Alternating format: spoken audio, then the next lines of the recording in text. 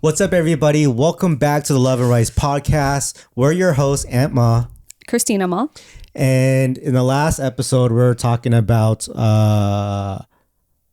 if we were happy with ourselves, pretty much. Like, we had all these aspirations when we were younger, and we were talking about if we met those goals, right? Right. So now I want to talk about what did you think you would have by now that you don't have?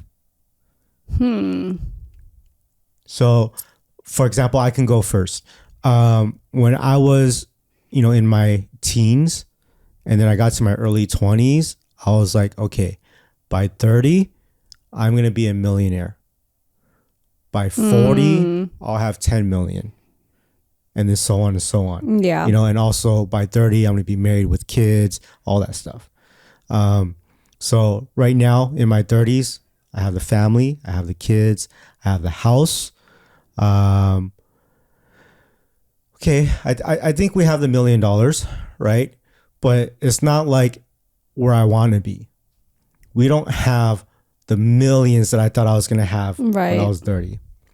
Because I always thought about how hard I worked, right? I think right now what I don't have is we have YouTube is a business on its own, right? And then we have real estate. That's another business on its own, things like that. We have our investments, which are other businesses as well. Right. And so all that is kind of like, that's great, right? That is actually what I thought about was like the investments. I didn't think I was going to get that until like my 50s. Oh, wow. But we have it in our 30s. Yeah. But what I don't have right now is I thought that I would have multiple restaurants across the United States and the world. That I don't have. Yeah, that's so interesting because you always go back into wanting a restaurant when you actually did have one with your dad.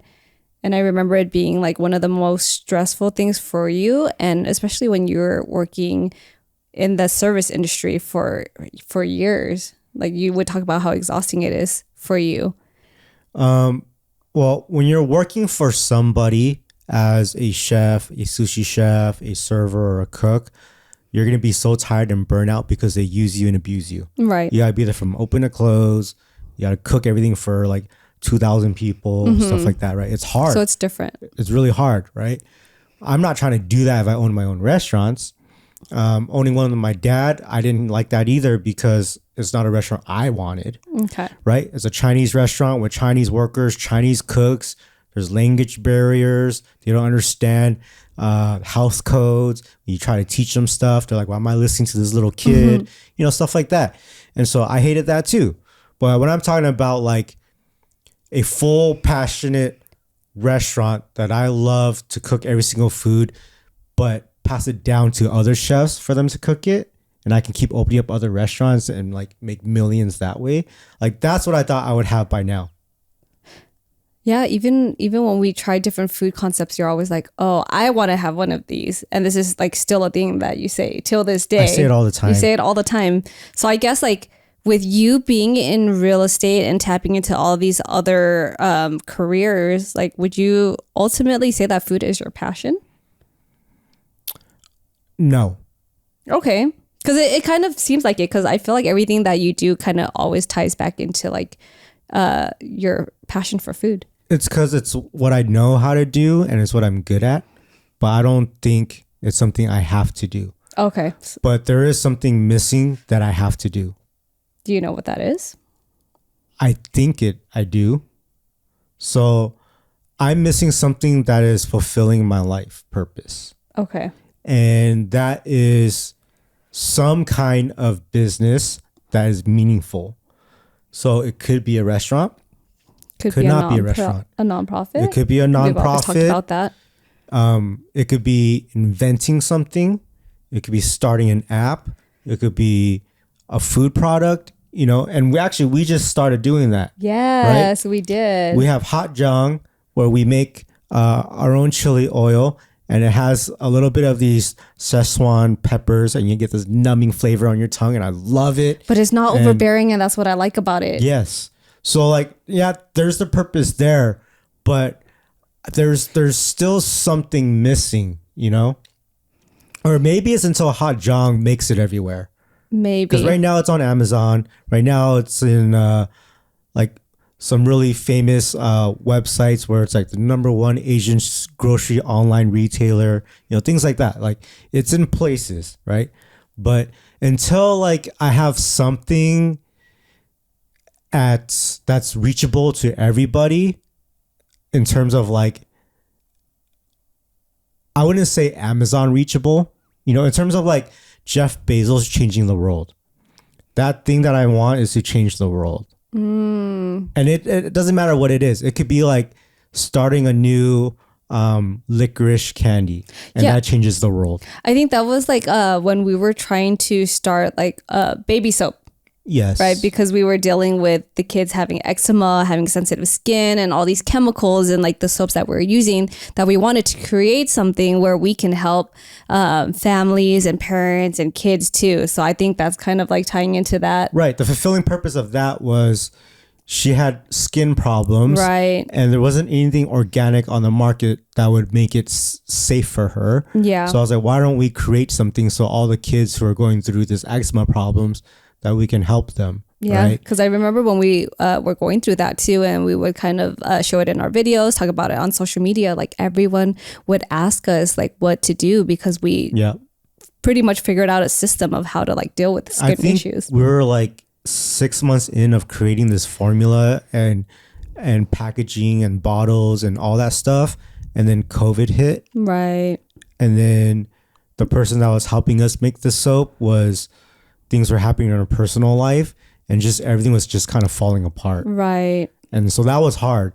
So it's like, man, I don't know what this fulfilling purpose is, but I still want to make a difference in the world today. Yeah. That's what I'm missing, and I thought I would have that by now. Yeah, I feel like we just have so many things on our plate right now that I feel like, I don't know if that's something that's just gonna happen, or if it's something that we're gonna look for. Yeah. Maybe that might be when it happens, like in our 50s, right? Where it's like, oh, this is what it is, and this is what clicks. Like, yeah, it's still a while from now, but you never know. It could be. Yeah. I mean, what is something for you that's missing right now? That you thought you would have had? That I thought that I would have? Yeah. Mine is the millions of dollars. I mean, yeah, right? Of course. I wish we had that too. But did you think you were going to have that by this age? I think so. Like, I thought that I would be like very financially stable. No, I'm not talking about we as us together. Like you as Christina, the teenager, or Christina, the 20-year-old, and you had these life goals for yourself. Yeah. What did you think you would have in your 30s? Well, I definitely thought I would have more money than I have now. Yeah. I felt like whatever career I chose, I was going to be like booming in it. I was going to be so successful, and I was just going to be like at the top of my game, and like hustling hard. And it just always ties back into the career, because I didn't expect to stop my job and just be at home for a while. Like that just really kind of like put a pause on my career. So I'm just like, whoa. I mean, do you know how many moms did the same as you, and they've, a lot of people just stay as a mom, or some have created businesses as a mom. Like they've done something, right? So like the path changes, but the goals or sense of fulfillments are still there, and they try to fulfill those. Yeah. I don't know. Like, I feel like we've tried to tap into different projects while I was at home, but it was just, I don't know. It was just kind of hard. Like, I know a lot of moms out there, they like find themselves when they're at home and they leave their careers and they find something that they're passionate about. But for me, I think I was just focused on the kids and kind of just like maintaining everything else around me. When you mentioned that you thought you would have more money now, we do have more money than ever. It's just we're spending more. They're tied up in homes and businesses in and our like investments. So right? if we sold everything, yeah, we'd be perfectly fine. Right. We'll have what we wanted when we were a teen. So now thinking about something else that I thought we would have right now is a retirement fund. Okay. So I thought that, look, if I wasn't starting a business, I would be working for somebody and I would be like right-hand man, president, top of the company. Right. And I would have retirement funds and things like that. But here I am, 30 something years old, and I don't have a retirement fund because I have been a self-employee and a business owner for the last, I don't know, like 15 years. Yeah, I mean, maybe you should look into one then. I have one because I was employed by other companies for like most of my life. Right. So I thought I would have like a 401k from a company by now, right? Or something like that. Yeah. Or retirement savings. Right. Well, I mean, I had mine and then I just built it up. And then after that, I had it transferred over to another fund, which is still like part of retirement. Right. But you're not putting into retirement funds right now. And Right. I'm not either. And my plans have changed. So I just thought that I would have a lot of money saved up for retirement already. Okay. I don't have that. What I have is a different plan, which is going to work, but it takes longer. I don't know if it takes longer. I think it takes the same amount of time, right? So like all of the investments that we're doing in terms of like, we have all these Junbi stuff, we have Hot Jong stuff, we have other things that you guys don't know about. And that's our retirement. Because once those things make a ton of money, they sell or whatever. And that's the goal. That's where we'll be okay. That is our retirement. So that's right?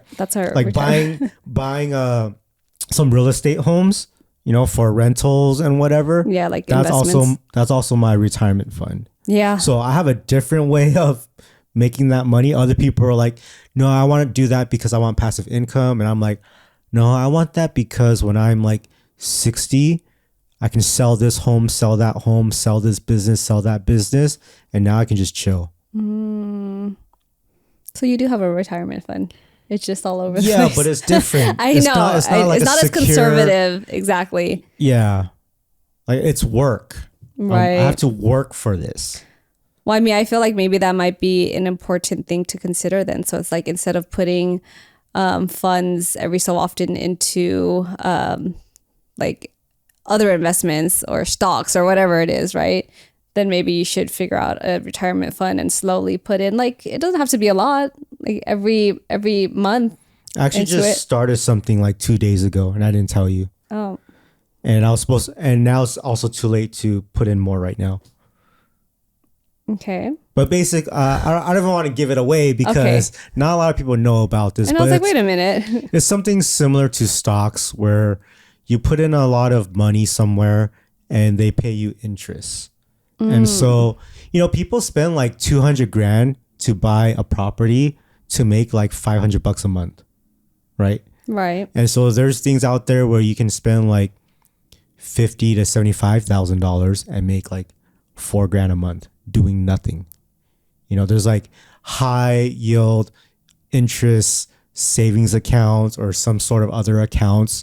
And those are like, that's where you don't have to stress. If you saw your 18-year-old self right now, would 18-year-old Christina be happy with 30-year-old Christina? I would say yes. Really?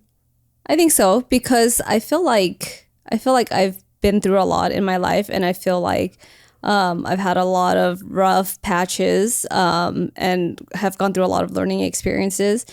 And, my life could have gone a completely different way. And what do you mean? What's a different way? Like bad? It could have been because, like what? because back then too, like I was so sheltered, that, like with my family. And I was just like at home all the time. I couldn't do anything. I couldn't explore. I couldn't get out. So then when I finally got out, like I just wanted to get out and have fun and be with friends and hang out and not really take on responsibilities. And then, at some point, like I wasn't hanging around the right people. And, I wasn't in the best relationships either. So I feel like with all of the trials and tribulations that I've been through, like I've grown a lot. And I would say that I made the best of these like situations and have changed my life for the better. I think there's two parts to this. So like, you know how like on your shoulder, you'll have the angel and the devil. Yeah. Right. For me, it's like, I have the like one person that's like, okay, you did a really good job. Thank God you're doing very well for yourself compared to what could have been.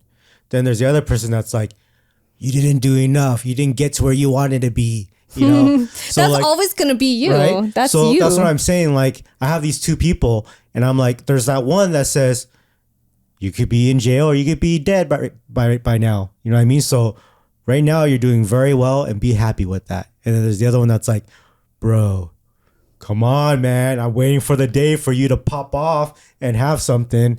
Yeah, you know? I mean, I feel like I do have that at the same time, but I think I try to be more chill and to be more practical and to not But that is practical. This person right here that's telling me that I could still do more, I feel like is still practical. Because it's not like I'm asking for a lot. Everyone that I talk to has that. right. A lot of people I know have this. Yeah, but I mean, I feel like that's how we kind of balance each other because you're like overly driven. And then I think once you hit certain goals, you want to keep going for more and more and more. Like I feel like you're never satisfied. Like you are for like a very short period and you're like, all right, what's the next goal? And then for me to be the way that I am, I feel like we kind of balance each other out because I'm like, okay, well, maybe we can do that, but let's try to figure out other ways to like make it attainable. Well, because it always goes back to what is fulfilling in your life. Right. So like picking up real estate, it fulfills me a little bit because Okay. I get to help people who couldn't get a home. Right. And I love that part. Okay. But that's not for me. That's for helping others and for them ultimately. I want something that's like, it's going to fulfill me 1000%. I feel like that's what everyone wants. Right. And I think it's something that will have to change the world. You know what I mean? Like just changing lives. That's just a little bit. Yeah. You know, everyone can change other people's lives and make everyone's lives better, you know, but as human beings, we are all meant to do something greater and there's a purpose for everybody. I agree. You know what I mean? So I'm just waiting for the moment I figure out what it is that I can do to change the world. Would you say that your 18-year-old self would be proud of your 30-year-old self right now? Yes. Okay. Yeah. That's good. Yeah. I think my 18-year-old self would be like, you are doing very well. I'm very happy for you. But I see how hard you had to get there. Yeah. And you might have been able to take easier routes. And that's what I want to tell my 18-year-old self and anyone else out there who's young. It's like, I want to be able to, that's what all of our podcasts are about. Love and Rice podcast, the Next Win podcast. They're always about teaching others from our own experiences. Right. Right. To try to avoid going through all of the headaches and hardships that we've gone through. So this podcast is another part that's kind of fulfilling me as well. Yeah.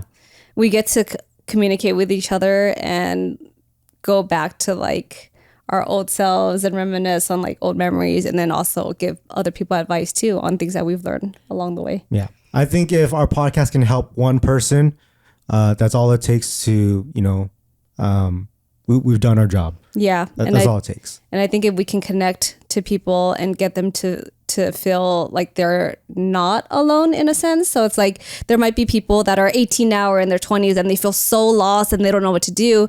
But, I would say it doesn't matter where you are in your life. Like if you feel like something is not fulfilling anymore and you want to stop it and try something different, like just do it because you still have your whole life ahead of you. And there's still, you might always have that mentality of it's too late to start. See, that is the advice that I wish our moms and dad told us. Yeah. It's never too they, late. they never say that stuff. So take Christina's advice, and just, you can do what you guys want, and you're still very young. Yeah. My advice is just do what is going to make you happy. That's it. That's all I got. So, Wow. thank you guys for listening to this episode of the Love and Rice podcast. Make sure you guys comment down below if you're new to this podcast. Subscribe to the channel. Follow us on Instagram and TikTok, Love and Rice Podcast, and also podcast platforms so you can listen to it on your phone while you're driving. So Also, comment below and tell us what your 18-year-old self would tell the current you. I'm so curious to know. I would love to hear that, guys. Yes. Please drop those in the comments, and we'll see you guys next time. Peace out.